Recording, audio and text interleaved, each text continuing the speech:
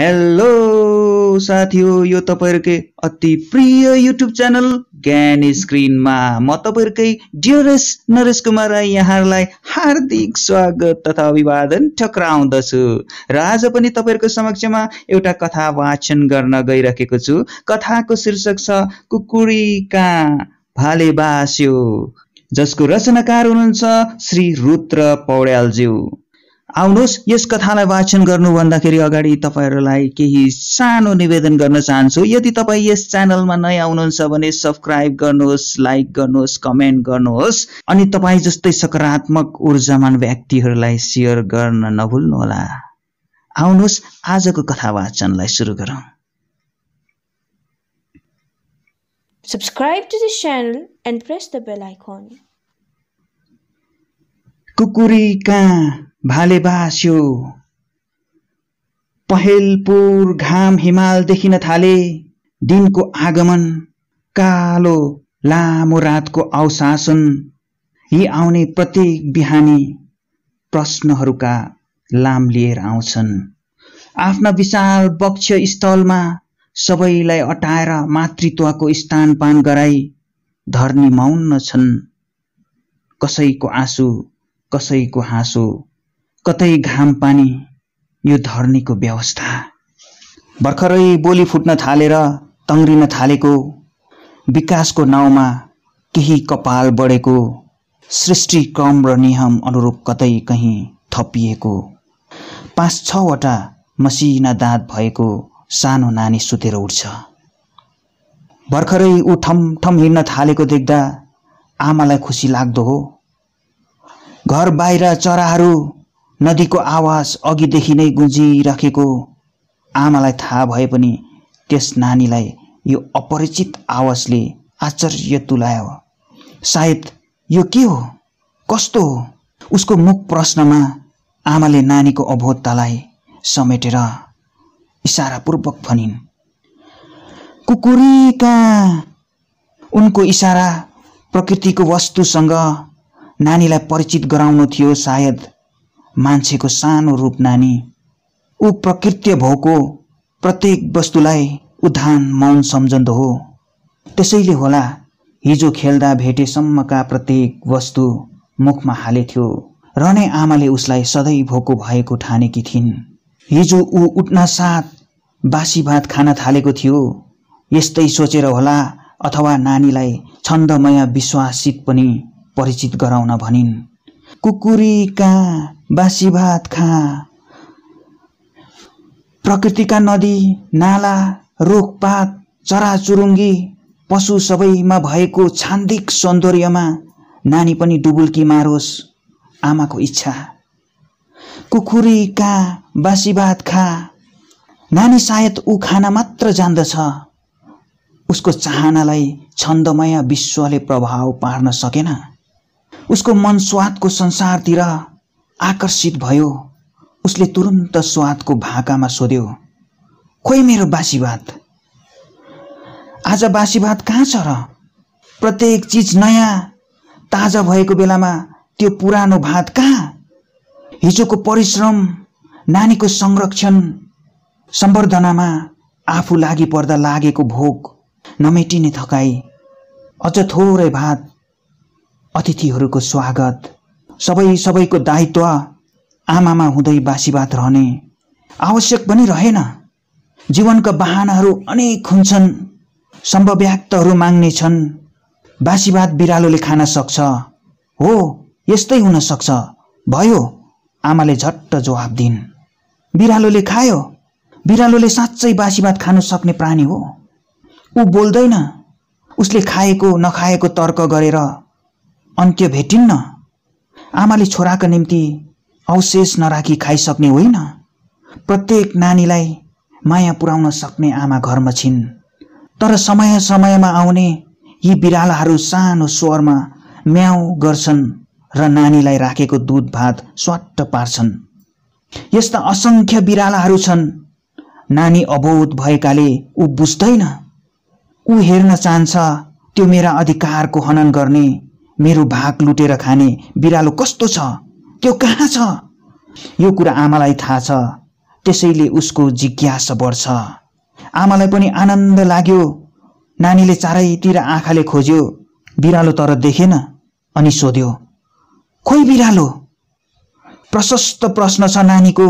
छेउमा बिरालो नभएकोले देखाएर भन्न मिलेन। खाइसकेपछि बिरालो त्यहाँ किन बस्थ्यो? छानामा चढ्यो अथवा न्यानो ठाउँ खोजेर विश्राम गर्न गयो।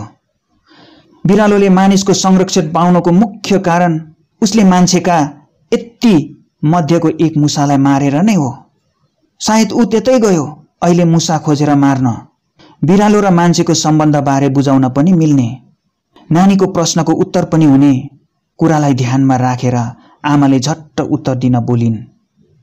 मुसा मार्न गयो। बिरालो असंख्य मुसाहरूलाई मार्छ। एउटा मात्र मारेर ऊ भर पर्दैन। त्यसैले ऊ मुसो मार्न होइन, मुसा मार्न गयो।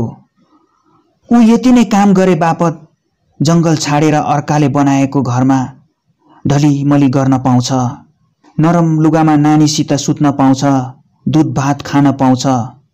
अहिले पनि ऊ व्यर्थमा घुम्न गएको होइन, बासी भात खाएर ऊ काममा गएको छ, मुसा मार्न। मुसा मार्छ ऊ आफै खानलाई। नानीको बासी भात खाएर गएको भए पनि उसमा तृप्त छैन। हो, बाँचुन्जेल कोही पनि पूर्ण अगाउँदैन। भोक उसितै जन्मिएको र शाश्वत हुन्छ, घाम लागे जस्तै। यहाँ पनि नानीको प्रश्न बाँकी नै छ। उसले चारैतिर आँखा घुमाएर हेर्यो।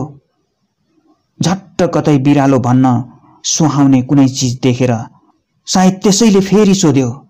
बिरालोको कर्मसित सम्बन्धित प्रश्न, खोइ मुसो?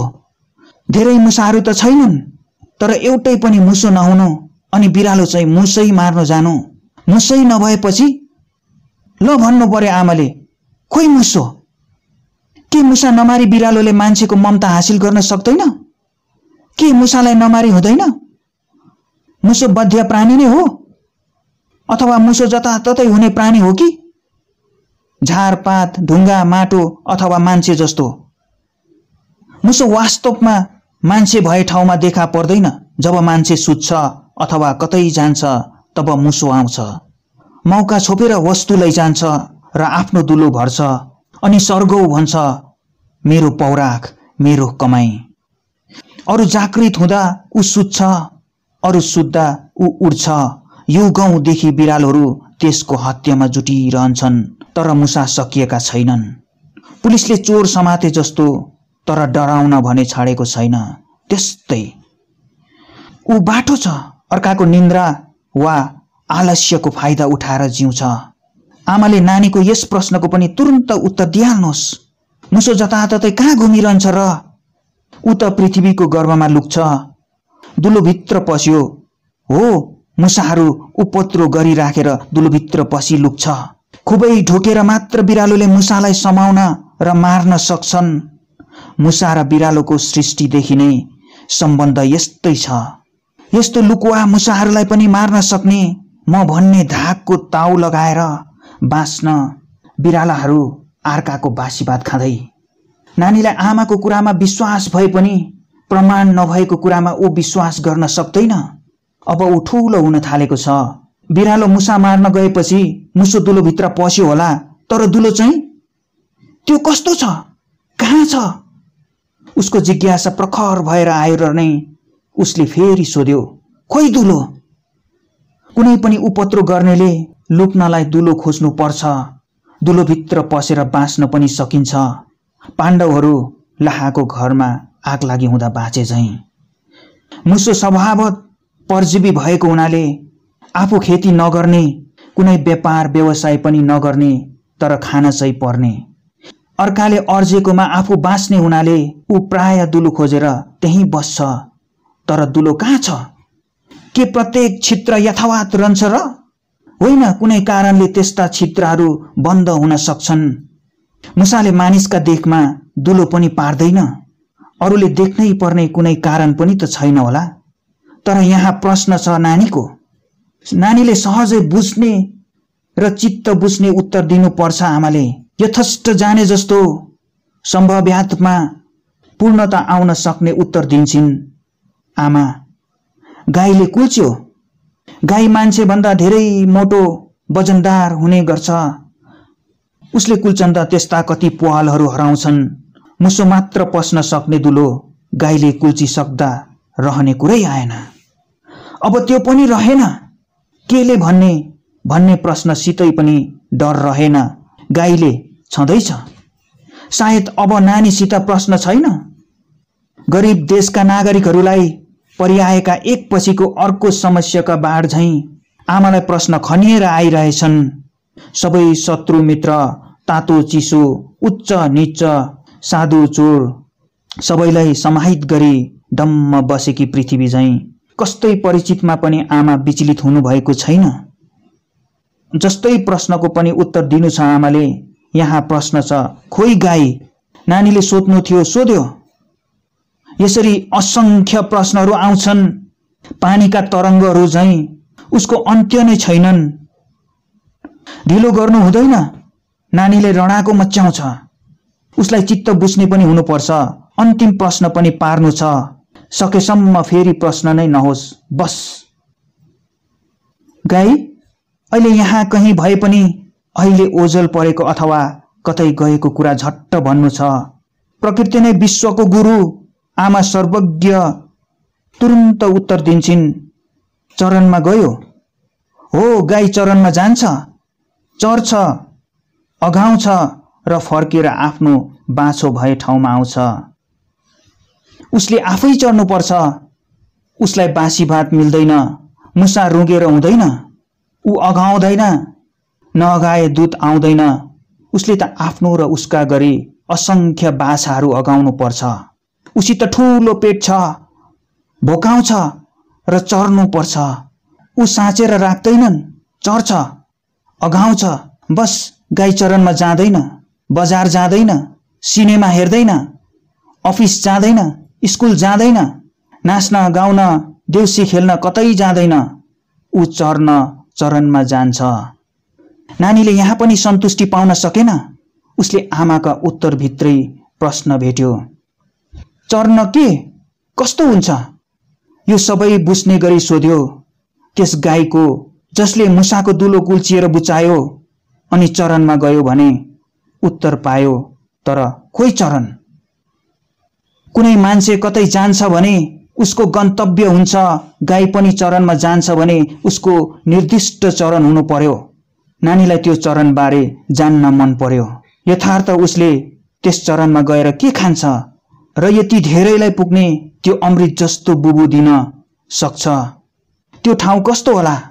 यस्ता प्रश्नहरूको उत्तर आमासित प्रशस्त छन्। अनि नानीलाई पनि आमाले नजानेको केही छैन भन्ने छ। अहिलेसम्म उसलाई कुनै विकृतिले छोएको छैन, कुसङ्गतले घेरेको छैन। ऊ शुद्ध छ। आमाले सबै कुरा जानेको हुन्छ, तर जान्न चाहनेले बुझाइ मात्र मागेर आफू बुझ्नुपर्छ, बस। गाईको कुरा सकियो, तर यहाँ कुरा रह्यो चरणको। यो झन् सहज प्रश्न छ आमाको निम्ति उत्तर दिन। प्रत्येक जन्माइएकाहरूका निम्ति आमाले उच्चारण जानेका हुन्छन्। प्रत्येक जन्मेकाहरूले चर्न पनि जानेकै हुन्छन्। जन्मनु र चर्नु, अघाउनु यी सँगसँगै राख्ने शब्दहरू हुन्। यस्ता साधारण कुराहरूको निम्ति आमाले सोच्नै पर्दैन। हिजै मात्र त हो नानीलाई कुकुर्नीले झम्टेको। उसका 6वटा छाउरा थिए। एउटा खेलाउना नानीले चलायो। माउ कुकुर्नी रिसाई। उसलाई एउटै पनि धेर छैन छाउरो। प्रत्येकका निम्ति उसित चरण छ। प्रत्येक रोगको औषधि प्रकृतिमा भए पनि मृत्यु रोगको औषधि सायद प्रकृतिमा छैन होला।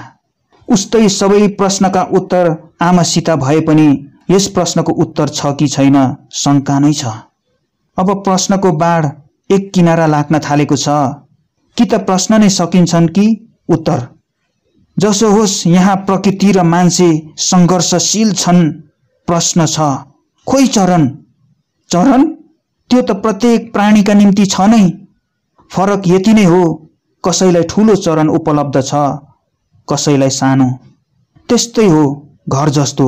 कसैले धेरै कोठा भएको घर मेरो भनेर रुन्छ, कसैको भने एउटै सानो कोठामा समग्र परिवार अटाएर बस्ने बाध्यता हुन्छ। तर निन्द्रा भने सबैको समानै हुन्छ र सुत्न पनि एउटै ओछ्यान पर्याप्त हुन्छ। यहाँ तर प्रश्न छ, खोइ चरणको विषयमा पनि उत्तर गाह्रो छैन। आमा सहजै उत्तर दिन सक्छिन्, तर सोचेर दिनुपर्ने हुनाले उनी मनमा एकपटक विकल्पहरू गोड्न थाल्छिन्। सामान्यतया मान्छेले फाड्यो र उजाड बनायो भन्दा पनि हुन्छ। नयाँ फसल लगाएको छ, पछि गाईलाई पनि दिन्छ, मान्छेले पनि उपभोग गर्छ भन्दा पनि हुन्छ। तर त्यति लामो उत्तर सायद नानीले नबुझ्ला। कस्ता कस्ता युद्धहरू लडिन्छन्, राष्ट्र नै बिलाएर जान्छन्, देशको अस्तित्व हराउँछन् भने जाबो चरण हराउनु कुन ठुलो कुरा हो र? तर यस्तो निरह बालकलाई यस्तो दर्शनको घेरामा हाल्न सायद आमाले नचाहेर होला। साधारण तवरले उत्तर दिइन्, खोलाले बगायो। चारैतिर हेरेर नानीले तुरुन्त सोधिहाल्यो, खोइ खोला? शक्तिशाली भएर शक्तिहीनलाई हेप्नेहरूको पनि शक्ति क्षुण्ण हुन्छ। जन्मिएको मर्छ, वर्षमा कहाँबाट जन्मिएर आएको भलले तबाह पार्छ, त्राही मचाउँछ। तर केही पर्खेर हेर्यो भने अलिक पछि त्यो सबै सुकेर जान्छ। विशाल पहिराहरू चल्छन्, पहाडहरूमा सबै नाङ्गो हुन्छ। भल चल्छ, त्यसलाई थाम्छु भन्ने कुनै चम्किन्छ भने पहिराले उसलाई पनि सोरेर लैजान्छ। त्यति बेला होशियार भएर छेउ लागेर आफू बाँच्ने कोसिस गर्नेले समयमा त्यो भल सुकेको देख्न पाउनेछन्। पहिरोले नाङ्गो पारेका ठाउँमा हरियो भएर पलाएका बोट बिरुवा हेर्न पाउँछन्। संयम चाहिन्छ मानिसलाई। यति मात्रै होइन, आमाले उत्तर दिनै छ। नानी पर्खिरहेछ उसका प्रश्नको उत्तर सुन्न। खोइ खोलो? आमाले धेरै बेर नलगाई भनिदिन्, सुक्यो। सबैको प्रवाह सुकेपछि आएर अर्जुनसित कृष्णले पनि भने यही कुरा छोटोमा, जता सही ध्रुवो मृत्यु, जन्मे अवश्य मर्छ। सकियो कुरा, सुक्यो। गाई चरण सबै बगाउन सक्ने खोलो पनि सुक्यो। अब सक्नुका पछि प्रश्न पनि रहेन, उत्तर पनि। आमासित अझ धेरै उत्तरहरू होलान्, तर नानीसित प्रश्न नै छैन। प्रकृति हो, अर्थ्याउनेले मन परी अर्थ लाउँछ, तर प्रश्न गर्नेले पो अब प्रश्न नै गर्न सकेन। नानी चुप लाग्यो अनि बिस्तारै गएर आमाका काखमा लुटुपुटु गर्न थाल्यो। आमाले सुमसुमाइन्। छक्क परेर नानीले हेर्यो। खोलो सुक्यो? यति मात्र दोहोरिरह्यो उसका नजरमा। दिन बित्यो, सास पर्यो, सबै विश्रान्ति लिन थाले। नानी आमाका काखमा सुत्यो। अँध्यारो भयो, सबै नै त्यस अँध्यारोभित्र समेटिए। नानी निदाउन अघि फेरि यता पुग्यो। खोलो सुक्यो, शून्य भयो। यसको न आकार देखियो, न प्रकार देखियो, न नङ्गा, न रोग, न लम्बाइ, न उचाइ, न चौडाइ, बस खोलो सुक्यो। खोलो थियो, चरण बगायो अनि सुक्यो। कहाँ कसरी सुक्छ नानीलाई थाहा भएन। रुख सुक्छ, जवानी झर्छ, उन्नति सुक्छ, प्रेम सुक्छ, अभिमान सुक्छ, कराउनेको स्वर सुक्छ। सुक्छ खोलो सुक्छ, त्यो सुक्यो। अब न बासी भात रह्यो, न बिरालो, न गाई, न चरण, न खोलो, बस सबै सुके। नानी निदायो। उसले त्यहाँ सपना देख्यो। चरण थियो, खोलाले बगायो अनि अब खोलो पनि सुक्यो। निन्द्राको अन्त्यमा फेरि आमा बिउजिन्। केही क्षणमा नानी बिउज्यो। प्रकृतिका कोलाहल जाग्न थाल्यो उसको निमन्त्रणामा अनि फेरि भाले बास्यो। कुकुरीका। कथा सकिएको छ। हवस् त साथीहरू, आजलाई भने यति नै। फेरि पनि अर्को कथामा पुनः हामी भेट हुने नै छौँ। तबसम्मका लागि बिदा दिनुहोस्। नमस्ते।